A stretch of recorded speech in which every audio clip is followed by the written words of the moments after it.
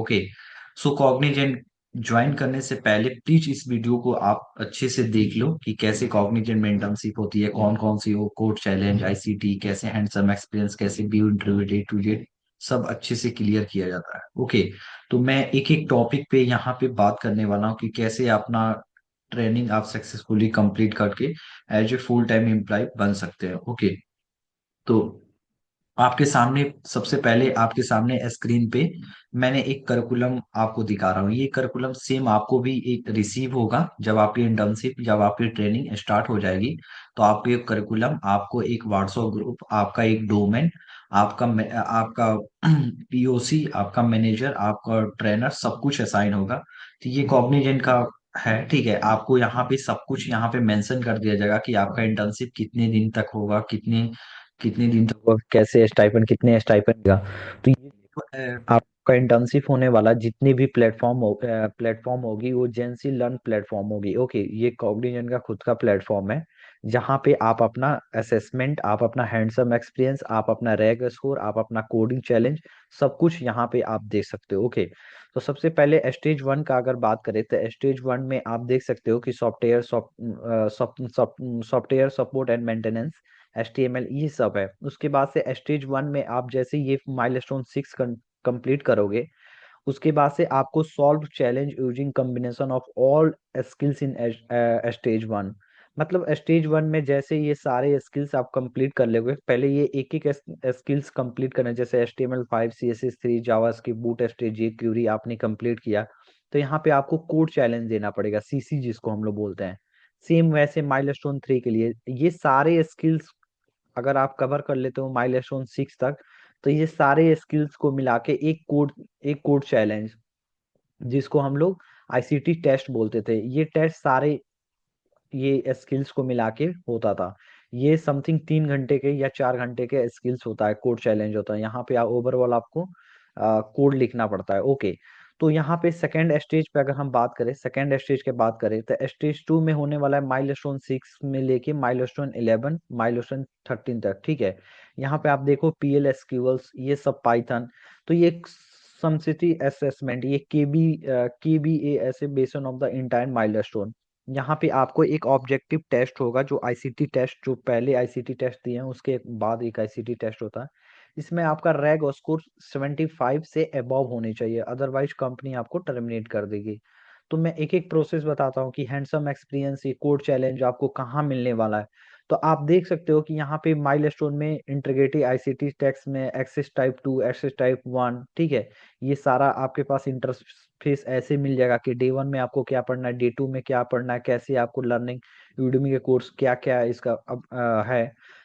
तो अगर आप सक्सेसफुली चाहते हैं कि अपना ट्रेनिंग कंप्लीट कर ले, तो सबसे पहले उसके लिए आप लोग के लिए स्पेशली मैंने एक अपने गिटहब प्रोफाइल पे मैंने सारे कोड, जितने भी कॉग्निजेंट में hands-on experience, code challenge, ICT test, ये सब टेस्ट का मैंने यहाँ पे ऑलरेडी रिपोजिटरी बना के मैंने अपलोड कर दिया, ठीक है। आपको कहीं जाने की जरूरत नहीं है। आप इस रिपोजिटरी में मेरे गिटहब प्रोफाइल पे आओगे, ये कॉग्निजेंट ट्रेनिंग मटेरियल अब लेवल 2025 बैच के लिए, ओके। सो वहाँ पे देख सकते हो all hands-on and practical coding question answer, I will help you to clear your training and Cognizant technology, I will help clear your view interview में मैं क्लियर कर सकता हूँ, मैं क्लियर करा दूंगा, आपका हेल्प कर दूंगा। तो यहाँ पे आप देख सकते हो कि जितने भी C++ का all programs, Cognizant, Java code, Java holder ICT, KBA ICT एनसे, मतलब जितने भी आपका practical hands on experience, code challenge, ICT, जितनी भी आपकी होने वाली है, सारे मैंने कोड यहाँ पे अपलोड कर दिया अपने गिटहब प्रोफाइल पे। आप यहाँ से अपने डाउनलोड करके आपको वहाँ पे अच्छे से अपना CC या ICT टेस्ट अच्छे से दे सकते हैं। अगर मैं आपको दिखाऊं कि ये कैसे होता है, ठीक है।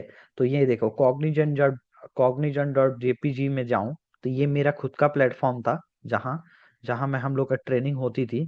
तो आप देख सकते हो कि जावा एक्सेस टाइप 2 हम लोग का ICT टेस्ट होने वाला है। यहाँ पे 0 पॉइंट दिखा रहा है, नॉट इनेबल, ओके। तो यहाँ पे स्टेज 2 में जैसे आप जाओगे तो सेम आपको ओरेकल PL SQLs का कोड चैलेंज जो CC हम लोग बोलते थे, ये 75 पॉइंट्स का होता था। हैंडसम एक्सपीरियंस जो 9, सेम वैसे ही job scheduler, application debugging, okay, आईटीएल्स, गिटअप्स, यूनिक्स, पाइथन, पाइथन का कोड चैलेंज, यहाँ पे सब मैंने अपलोड कर दिया, क्लाउड, स्पोक, गीट, ठीक है। आप देखो इंटीग्रेटिव टेस्ट में नॉट विजिबल। तो सेम ऐसे ही प्रोसेस आपका होता था, ओके, सेम ऐसे ही प्रोसेस आपका भी होता था जब आप वहां पे जाओगे। अब मैं क्वेश्चन की बात कर रहा हूँ कि भैया जब आपका, मैं क्वेश्चन की बात कर रहा हूँ कि जब आप अपना टेस्ट चालू करने से पहले कॉग्निजेंट में, अगर आपका कल कोडिंग चैलेंज है या आईसीटी टेस्ट है, तो सबसे पहले आपको क्या करना होगा, कब अपनी जेएनसी प्लेटफॉर्म को लॉगिन करना होगा। लॉगिन करने के पहले आपको 1 घंटा के अंदर आपको यहाँ पे शो कर देता था, मतलब शो करता था कि आपका क्वेश्चन क्या आने वाला है। जैसे देखो मेरे केसेस में क्या था कि मैं 1 घंटा पहले देख लेता था कि मेरे में जावा इंटीग्रेटेड कैपेबिलिटी टेस्ट आईसीटी होने वाला क्या भी है, ओके। तो इसके रिगार्डिंग मैं क्या करता था, मैं किसी से रिक्वेस्ट करता था, कोड ले लेता था, उससे आंसर मांग लेता था कि भैया मुझे ये आंसर चाहिए। तो उसके अकॉर्डिंग मैं अच्छे से प्रिपेयर कर लेता था, देन उसके बाद से मूव कर देता था अपने आईसीटी टेस्ट में। अगर मैं रैग स्कोर का बात करूं, रैग स्कोर का अगर बात करूं तो देखो कॉग्निजेंट में रैग स्कोर ऐसे होता था। यहाँ पे आपका एम्प्लॉय आईडी, आपका नेम, आपका डोमेन, आपका सब कुछ यहाँ पे, व्हाट्सएप ग्रुप, स्टैंडर्ड जावास्क्रिप्ट यहाँ पे, वहाँ पे आपका ओवरऑल रैग स्कोर दिखाता था। मेरा ओवरऑल रैग स्कोर 82% था। वहाँ पे 85%, 90 बैच में थे हम, और ओवरऑल 26 बैच में थे हम, 26 स्टूडेंट थे मेरे बैच में। मैं 16 नंबर स्थान पे था उसमें, ठीक है। ऐसे ही रैग स्कोर, जैसे आप कोड चैलेंज आईसीटी देते थे, यहाँ पे आपका रैग स्कोर ग्रीन सिंगल में ऐसे ग्राफ के फॉर्म में बनते जाता था। तो यहाँ पे देखो overall performance score, rag score, यहाँ पे रैग स्कोर दिखाता था कि आपका रैग स्कोर ग्रीन जोन में है कि अम्बेड जोन में है कि रेड जोन में। असेसमेंट टाइप 1 परफॉर्मेंस में दिखाता था कि आप कोड चैलेंज में कितना आपका कोडेड पास हुआ है, क्या नहीं पास हुआ है, ये सब कुछ यहाँ पे असेसमेंट 2 में परफॉर्मेंस दिखाता। यहीं से आपका rag score basically Cognizant check करता है, उसके बाद ही आपको डिसाइड करता है कि आपको फुल टाइम एम्प्लॉय बनाएगा कि नहीं बनाएगा, ठीक है। ये बहुत बड़ी जरूरी है, ये बहुत जरूरी है। इसे आप अच्छे से देख लेना, ठीक है। इसे आप अच्छे से देख लेना। सो मेरी बेसिकली बोलने का मतलब ये है, इस वीडियो को बनाने का मतलब है कि मैंने जितने भी code challenge, ICT test, training start करोगे, इंटर्नशिप स्टार्ट करोगे कॉग्निजेंट, तो मैंने सब कुछ यहाँ पे और A to Z मैंने अपलोड कर दिया है। तो आपको ये बहुत हेल्पफुल करेगा आपका सीसी आईसीटी टेस्ट होने में। अगर बात करते हैं कि अब बीयू इंटरव्यू क्या है, तो बीयू इंटरव्यू ये है कि जितना भी आपने ट्रेनिंग में पढ़े हो, जितने भी ट्रेनिंग में पढ़े हो उसके अकॉर्डिंग आपका इंटरव्यू होता है। लेकिन याद रखना वो डिप्थ में इंटरव्यू होता है, ऐसा नहीं कि मतलब ऐसे ही इंटरव्यू होता है, समझे। लेकिन वो इंटरव्यू ना थोड़ा सा मतलब डीप नॉलेज में होता है, आपसे A to Z एक समथिंग 25 मिनट या 1 घंटा तक इंटरव्यू चलेगा। तो 100% ये करना कि वो इंटरव्यू कैसे भी आपको क्लियर करना होगा, ठीक है। वो इंटरव्यू बी इंटरव्यू कैसे भी क्लियर करना होगा, अदरवाइज कंपनी आपको टर्मिनेट कर देगी।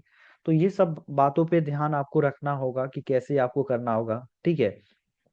अगर आपका रैग स्कोर 75% से कम है, 69 है, 65 है, तभी भी आपको कंपनी टर्मिनेट कर देगी। ये सब बातें ध्यान पे रखना। अगर आपके पास कॉग्निजेंट के अलावा कोई और दूसरी कंपनी का ऑफर है, तो प्लीज इसको ना ज्वाइन करके दूसरी कंपनी ज्वाइन कर लेना, क्योंकि ये कंपनी पे भरोसा नहीं कर सकते हैं, सही बात है। ये कंपनी किसी को भी निकाल सकती है। अगर 10,000 एम्प्लॉय को वो फ्रेशर को हायर की है, तो उसमें देखना कि 6 या 7,000 फ्रेशर को ट्रेनिंग के बाद निकाल देती है, क्योंकि इसको नहीं चाहिए भाई। ये सब गवर्नमेंट को दिखावा के लिए करती है। तो ये बातें मेरी याद रखना।